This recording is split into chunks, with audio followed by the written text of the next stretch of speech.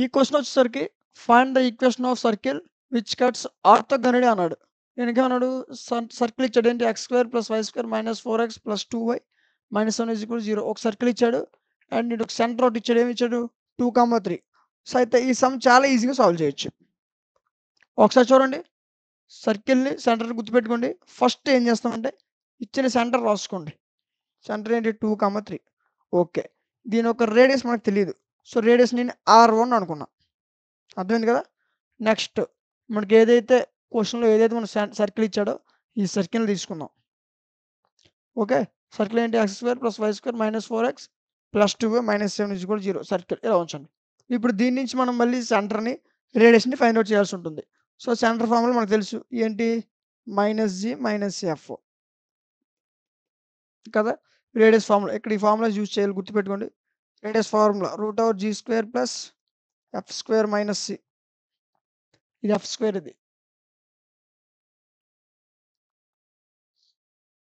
g² + f² + c. f² - c. ఇదేంటి radius formula. ఇది centre formula. ఇప్పుడు చూడండి. దీన్ని నేను సర్కిల్ ఈక్వేషన్‌తో కంపేర్ చేశా. సర్కిల్ ఈక్వేషన్ ఏంటి? ఇవన్నీ మనకు తెలుసు. సర్కిల్ ఈక్వేషన్ ఏంటి x² + y² + 2gx + 2fy + c. ఇదే కదా సర్కిల్ ఈక్వేషన్. సో ఇందులో కంపేర్ చేశా. ఏంటి 2gx ప్లేస్‌లో ఎంత ఉంది? -4.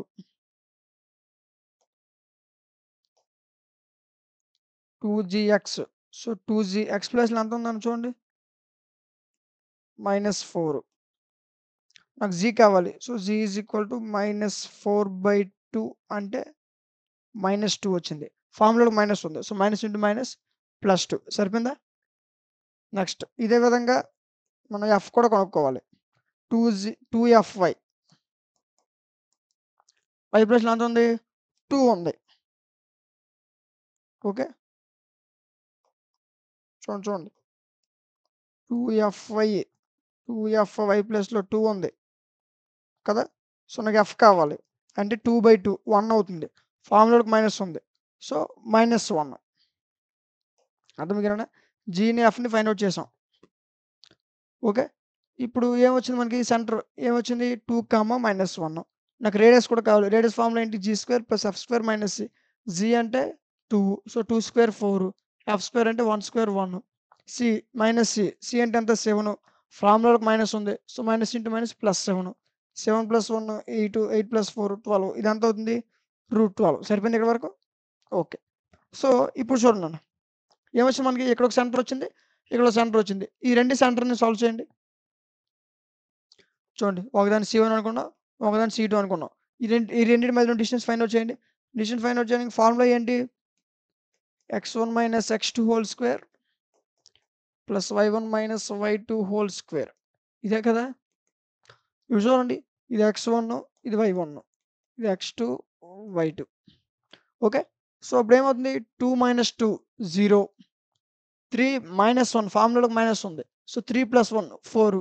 ఏంటి 0 + 4 స్క్వేర్ ఉంది కదా! So 4 square. ఏం పోతుంది 0 + 4 స్క్వేర్. It's nothing but 4. అంతేనా? ఓకే. సరిపోయింది కదన్నా? రూట్ 4 సారీ 4 స్క్వేర్ 16 √16 అంటే మళ్ళీ 4 కదా! సో ఇక్కడ ఎంత వచ్చింది మనకి 4 వచ్చింది. ఇప్పుడు చూడండి. ఇప్పుడు మనం ఏం చేసాం? మనకు R1 తెలుసు. తెలుసా లేదా? R1 తెలీదు. ఓకే. రైట్. R1 తెలీదు. మనం ఇప్పుడు చేయాల్సింది ఏంటి? R2 ఫైండ్ ఔట్ చేయాలి. మనకి 2 సెంటర్స్ వచ్చాయి. ఇప్పుడు చూడండి వీటి నుంచి ఏంటి ఒకటి R1 ఒకటంతా R2. R1 + R2 = C1 C2 చేయాలి. C1 C2 హోల్ స్క్వేర్ ఈ కండిషన్ తీసుకోవచ్చు కదా! So R1 + R2 square = C1 C2. ఇప్పుడు దీన్ని చూడండి. R1 + R2 square = C1 C2 whole square. అంటే ఇది యాక్చువల్‌గా R1 + R2 = C1 C2. నేను స్క్వేరింగ్ బోత్ సైడ్స్ చేశాను. నాకేమొచ్చింది R1 square + R2 square = C1 C2 square వచ్చింది. ఓకే. సో దీన్ని ఇలాగ ఉంచండి. ఇప్పుడు R1 స్క్వేర్ నాకు తెలీదు కదా! సో R1 స్క్వేర్‌ని రాసుకోండి. R2 స్క్వేర్ తెలుసు. ఎంతొచ్చింది?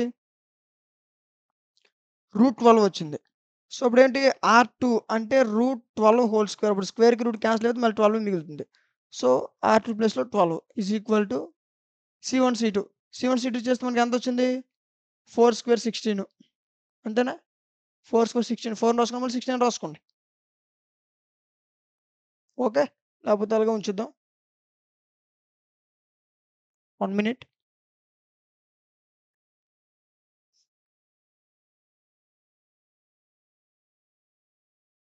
సరిపోయిందండి. చూడండి C1 C2 whole square. C1 C2 మనకి ఎంతొచ్చింది 4.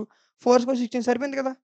ఓకే. ఇప్పుడేమైంది చూడు R1 square is equal to ఇప్పుడేం చేశాను ఈ 2 ప్లస్ ఇటు వస్తే అయిపోయింది మైనస్ అయిపోయింది. సో, 16 మైనస్ 12 సరిపోయిందా? 16 మైనస్ 12 ఎంత 4. Okay. So, R1 square is equal to 4 అంటే ఈ స్క్వేర్ వెళ్తే ఏమవుతుంది రూట్ అవుతుంది. రూట్ 4 అంటే మళ్ళీ 2a సరిపోయిందా? నాకు R1 ఎంతొచ్చింది 2 వచ్చింది. ఇప్పుడు చూడండి నాకు R1 తెలుసు. R2 తెలుసు. C1 C2 కూడా తెలుసు. ఇప్పుడు చూడండి ఇప్పుడేం చేసాం? Equation of required circle. ఇప్పుడు ఆ R1 ఇప్పుడు చూడండి మనకొచ్చిన C1 C2 వాల్యూస్ తీసుకోండి. వాడిచ్చింది ఏంటి ఇచ్చాడు? సెంటర్ ఇచ్చాడు కదా! సెంటర్ ఏంటి 2, 3.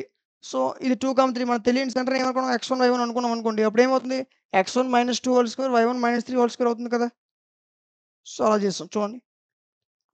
x1 - 3 x1 అనే x అన్న ఒకటే. So, x - 2 whole square, y - 3 ఈ 2, 3లు ఏంటి మనకు క్వెషన్‌లో ఇచ్చిన పాయింట్స్. క్వెషన్‌లో ఇచ్చిన పాయింట్ క్వెషన్‌లో సెంటర్ ఏమిచ్చాడు? పాయింట్ కాదు సెంటర్. క్వెషన్‌లో సెంటర్ ఏమిచ్చాడు ఇదిగోండి. Centre 2, 3.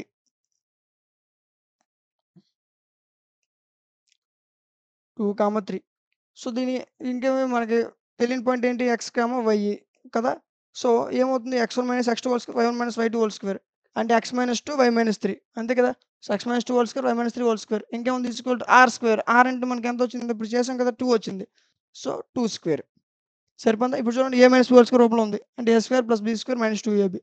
a square, b square - 2ab. 2 square 4. Okay. Next చూడండి. నెక్స్ట్ చూడండి యాజ్ టీజ్ రాసుకున్నాం ఏంటి x స్క్వేర్ ఆర్డర్ వైజ్‌గా రాసుకున్నాం. y square -4x -6y constant terms ఏమున్నాయి? ఇక్కడ 4 ఇక్కడ 9 ఉంది. 4 + 9 13 4. ఇప్పుడేం చేయాలి? ఇది 0కి ఈక్వల్ చేయాలి. అంటే ఈ ఈక్వేషన్ ఇది రావాలి. లేదా ఇదే అటు వెళ్ళిపోవాలి. నేనేం చేశాను 4ని ఇటు తీసుకొచ్చాను. అప్పుడు నాకేమైంది? ఈ మొత్తం వాల్యూ యాజ్ టీజ్ రాసుకుంటాం. 13 ఇది ఇటొస్తే ఏమవుతుంది? -4. 13 - 4 9. అర్థమైందా? ఇదే మనకి చూపించమని సర్కిల్ ఈక్వేషన్. ఓకే. ఏమొచ్చింది? x square plus y square -4x -6y + 9 0. So, ఒకసారి మీ క్వెషన్ ఒకసారి ఎక్స్‌ప్లెయిన్ చేస్తా చూడండి. ఒకసారి ఎక్స్‌ప్లెయిన్ చేసేస్తాను చూడండి. ఫస్ట్ ఏం చేసాం చూడండి నాన్న. ఫస్ట్ ఏదైతే ఈ సెంటర్ ఉందో ఫస్ట్ ఇచ్చిన సెంటర్‌ని తీసుకున్నాం. నెక్స్ట్ ఈ రేడియస్ r1 అనుకున్నాను. ఇది నాకు తెలీదు కాబట్టి r1 అలా ఉంచేసాను. నెక్స్ట్ ఇచ్చిన సెంటర్ ఇచ్చిన ఏదైతే సర్కిల్ ఉందో సర్కిల్ తీసుకున్నాను. సర్కిల్ నుంచి సెంటర్‌ని రేడియస్‌ని ఫైండ్ ఔట్ చేశాను. ఓకే. ఇప్పుడు ఇక్కడ ఒక సెంటర్ ఉంది. ఇక్కడ ఒక సెంటర్ ఉంది. సో, ఈ రెండు సెంటర్ మధ్యలో డిస్టెన్స్ ఫైండ్ ఔట్ చేశా. డిస్టెన్స్ ఫార్ములా యూజ్ చేసి. నాకు ఎంతొచ్చింది? 4. ఇప్పుడు మనం ఏం కండిషన్ తీసుకోవచ్చు అంటే ఇక్కడ R1 సారీ C1 C2 కూడా తెలిసిపోయింది కదా! C1 C2 ఎంతొచ్చింది? 4. ఇప్పుడు నాకేం తెలుసు? R2 తెలుసు. C1 C2 తెలుసు. నాకేం కండిషన్ ఏం తీసుకున్నాను? R1 + R2 C1 C2 తీసుకున్నా. దాన్ని స్క్వేరింగ్ బోత్ సైడ్స్ చేస్తే R1 square + R2 square C1 C2 whole square అయ్యింది. ఓకే. ఇప్పుడు R1 స్క్వేర్ నాకు తెలీదు. సో, R1 స్క్వేర్ రాసుకున్నా. R2 స్క్వేర్ అంటే √12 స్క్వేర్‌కి రూట్‌కి పోతే 12 మిగులుతుంది. C1 C2 ఎంతొచ్చింది? 4 వచ్చింది. C1 C2 whole square. So, 4 square 16 సరిపోయిందా? ఇప్పుడు సరిపోయిందా? R1 స్క్వేర్ ఈ ఏంటి ఈ 12 అటు వెళ్ళిపోయింది. +12 వెళ్తే ఏమవుతుంది? మైనస్ అవుతుంది. 16 - 12 ఇప్పుడు చూడండి R1 స్క్వేర్ వాల్యూ ఏమవుతుంది? 4 అంటే √4 అంటే మళ్ళీ ఈ స్క్వేర్ వెళ్తే రూట్ అవుతుంది కదా! సో, √4 అంటే మళ్ళీ ఎంత 2a ఓకే. So, R1 ఎంతొచ్చింది? 2 వచ్చింది. ఇప్పుడు R1 తెలుసు. R2 తెలుసు. C1 C2 కూడా తెలుసు. నెక్స్ట్ మనం ఏం చేసాం direct equation of circle equation find out చేసినవే. చూడండి మనకు ఏదైతే సెంటర్ ఇచ్చాడు క్వెషన్‌లో సెంటర్ తీసుకున్నాం. 2, 3 సర్కిల్ ఈక్వేషన్ ఫైండ్ ఔట్ చేస్తాం. ఈ విధంగా వస్తది. ఓకే. సో, 0 ఈక్వల్ చేయాలి కాబట్టి 4 ఇటు లోపలికి వస్తే ఏమవుతుంది? +4 మైనస్ అయిపోయింది. సో, ఇంకేముంది? ఫైనల్‌గా మనకు ఆన్సర్ అనేది x square + y square -4x -6y + 9 0. ఇది మన క్వెషన్‌లో అడిగిన క్వెషన్ ఏమడిగాడు? చూడండి. ఈక్వేషన్ ఆఫ్ సర్కిల్ ఈక్వేషన్ అడిగాడు కదా! సో, ఆ సర్కిల్ ఈక్వేషన్ మనకేమొచ్చింది చూడండి. x square + y square -4x -6y + 9 అర్థమైంది కదా! సో, ఈ విధంగా సాల్వ్ చేయాలి. ఇది ఈ ప్రాబ్లమ్ యొక్క కంప్లీట్ సొల్యూషన్.